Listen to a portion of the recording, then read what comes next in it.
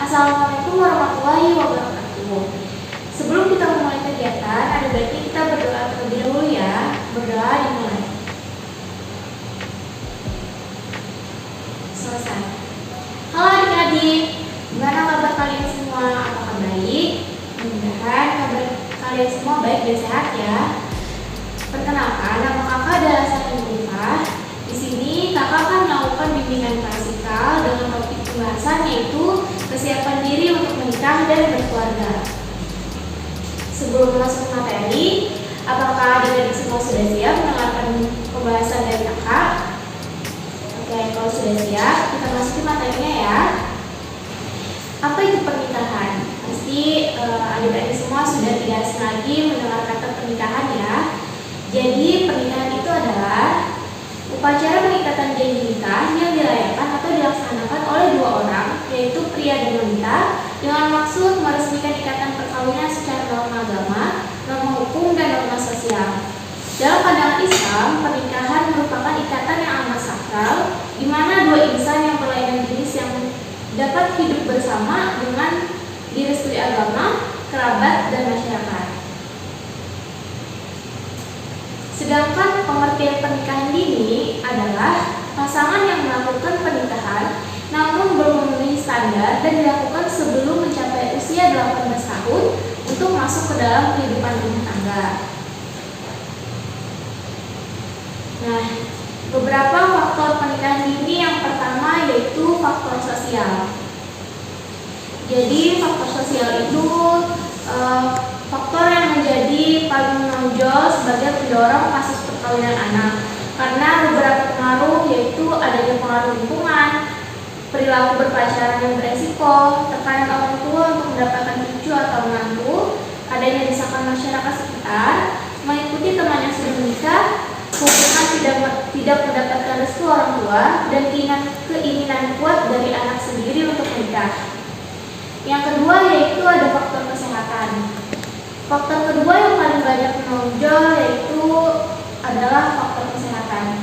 Faktor kesehatan ini dipicu oleh kehamilan remaja, kondisi emosional dan mental remaja yang belum stabil, pengetahuan yang terbatas tentang kesehatan reproduksi dan seksualitas, serta pola berpacaran remaja yang beresiko. Apalagi orang tua mengetahui anaknya mengalami kehamilan remaja, biasanya segera mengawinkan anaknya. Hal ini dilakukan sebagai bentuk permintaan atau pertanggungjawaban moral dari pasangan anak tersebut, sekaligus menyelamatkan martabat dan harga diri keluarga. Kemudian yang ketiga adalah pola asuh keluarga. Salah satu contohnya adalah anak korban perceraian orang tua yang berpotensi mengalami gangguan kejiwaan. Dalam situasi seperti ini, anak kemudian mencoba mencari tempat nyaman di luar rumah, seperti di rumah teman, di rumah pacar, hingga memutuskan untuk menikah. Yang keempat yaitu faktor ekonomi.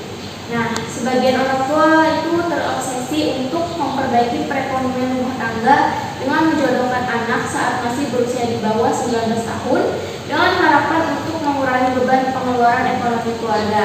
Nah, salah satu kasusnya yang sedang viral itu seorang remaja 19 tahun menikah dengan seorang kakek yang berumur berapa ya waktu itu, pokoknya umurnya sudah lumayan tua, mungkin 50-an, tapi memiliki harta yang banyak sehingga si anak dinikahkan dengan si kakek tersebut.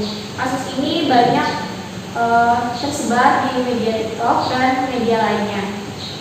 Kemudian yang kelima, kemudahan akses informasi. Paparan konten pada anak dapat termasuk konten negatif yang beresiko terhadap hidupnya, seperti pornografi, promosi perilaku pacaran yang beresiko pada remaja, informasi yang salah tentang seksualitas dan reproduksi, promosi perkawinan anak, dan sebagainya. Kemudian yang keenam yaitu adat dan budaya. Ada tekanan terhadap anak perempuan dengan berbagai label seperti perawan tua atau perempuan tidak laku yang mendorong keluarga besar untuk segera mengawinkan anak mereka di usia dini. Selain itu, adanya berbagai perspektif, salah satunya seperti lebih baik menikah muda, kemudian bercerai daripada tidak laku. Nah, ini juga mendorong orang tua untuk segera menikahkan anak mereka walaupun umurnya belum mencapai batas yang seharusnya. Selanjutnya yaitu yang ketujuh ada faktor pendidikan. Pengaruh utama yang banyak berkaitan adalah faktor pendidikan ini. Karena mengenai edukasi dan pendidikan banyak orang tua yang kurang mengetahuinya, sehingga orang tua cenderung memiliki pengetahuan yang rendah tentang perkawinan dan mencoba menikahkan anak mereka walaupun tidak mengetahui informasi, edukasi, serta pengetahuan yang cukup. Faktor ke-8 yaitu agama. Perkawinan anak dianggap bukanlah tindakan yang melanggar norma atau syariat agama Islam sepanjang persyaratan dan tata caranya telah sesuai ajaran agama. Perkawinan anak dinilai sebagai upaya untuk menghindarkan anak dari perzinahan yang merupakan salah satu perbuatan dosa besar dalam keyakinan umat Islam. Oleh karena itu, agama menjadi salah satu faktor penyebab pernikahan dini. Selanjutnya yaitu faktor hukum. Mahkamah Agung pada tanggal 21 November 2019 telah menerbitkan Peraturan Mahkamah Agung atau Perma nomor 5 tahun 2019 tentang pedoman mengadili permohonan dispensasi kawin. Nah, peraturan tersebut sebagai pedoman teknis bagi para hakim dalam proses persidangan permohonan dispensasi perkawinan bagi calon pengantin yang masih berusia anak. Materi selanjutnya yaitu dampak pernikahan dini. Dampak pernikahan dini yang pertama adalah aspek pendidikan dan pengembangan diri menjadi terhambat.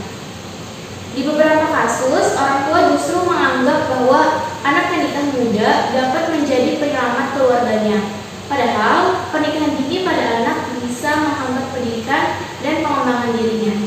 Selain itu, anak-anak yang tidak melakukan pernikahan dini bisa mempunyai kesempatan lebih besar untuk menempuh pendidikan dan mengembangkan potensi, minat, bakat, dan kemampuan yang dimilikinya. Namun, apabila melakukan pernikahan dini, bisa membuat anak-anak putus sekolah dan tidak mempunyai kesempatan untuk mengembangkan dirinya. Yang kedua, memicu terjadinya kekerasan dalam rumah tangga atau KDRT. Umumnya, seorang remaja masih memiliki emosi yang tidak stabil. Ketidakstabilan inilah yang bisa membuat pasangan suami istri saling cekcok, bahkan dapat terjadi kekerasan. KDRT ini bisa terjadi karena beberapa faktor seperti faktor ekonomi, keuangan, atau tuntutan hidup yang dapat menyebabkan suami istri bertengkar. Yang ketiga, meningkatkan risiko terjadinya penelantaran. Selain kekerasan dalam rumah tangga, ada kemungkinan bahwa pernikahan dini bisa berdampak buruk pada hubungan suami istri. Ketidakstabilan emosi dan finansial yang baik bahkan bisa menyebabkan seorang istri terlantar. Jika pernikahan dini dibiarkan, anak yang seharusnya bisa mendapatkan perhatian dan pendidikan dari orang tua justru malah terlantar. Untuk itu, sebagai orang tua harus mencegah adanya pernikahan dini agar anak mendapat kehidupan dan pendidikan yang lebih baik. Materi yang keempat yaitu masalah kesehatan seksual dan reproduksi. Kesehatan reproduksi pada anak bisa mengakibatkan kematian janin atau saat proses persalinan dari berbagai alasan. Pasalnya, usia muda 12-20 tahun, organ reproduksinya masih dalam tahap perkembangan. Jadi, kemungkinan besar adanya kematian pada janin dan saat proses persalinan bisa terjadi. Selain itu, kesehatan bayi yang lahir bisa tidak memenuhi syarat karena ketidakpahaman mengurus anak, serta ekonomi yang rendah menghambat kehidupan rumah tangga. Terakhir, kesehatan psikologis yang bisa berujung kematian usia dini. Pernikahan dini bisa mempengaruhi kesehatan mental, mulai dari emosi yang tidak stabil, tidak bisa mengurus diri sendiri, harus menjalani peranan orang tua, masalah keuangan dalam keluarga, dan masih banyak lagi. Tekanan-tekanan ini akan menyebabkan stres, depresi, bahkan sampai membuat seseorang menjadi bunuh diri. Nah, dari materi pernikahan dini yang sudah disampaikan tadi, maka perlu dipahami bahwa pernikahan bukanlah sesuatu yang mudah dijalani. Perlu adanya kesiapan diri dari diri sendiri dan juga pasangan, karena pernikahan tidak perlu terburu-buru dilaksanakan jika belum siap, serta pernikahan juga bukan ajang perlombaan. Untuk itu, Ibu akan menyampaikan sedikit lagi materi mengenai tentang kesiapan diri untuk menikah. Pengertian kesiapan menikah sendiri adalah kesediaan individu untuk mempersiapkan diri membentuk suatu ikatan lahir batin antara seorang pria dan wanita sebagai suami istri dengan tujuan membentuk keluarga dan rumah tangga yang kekal dan diakui secara agama, hukum, dan masyarakat.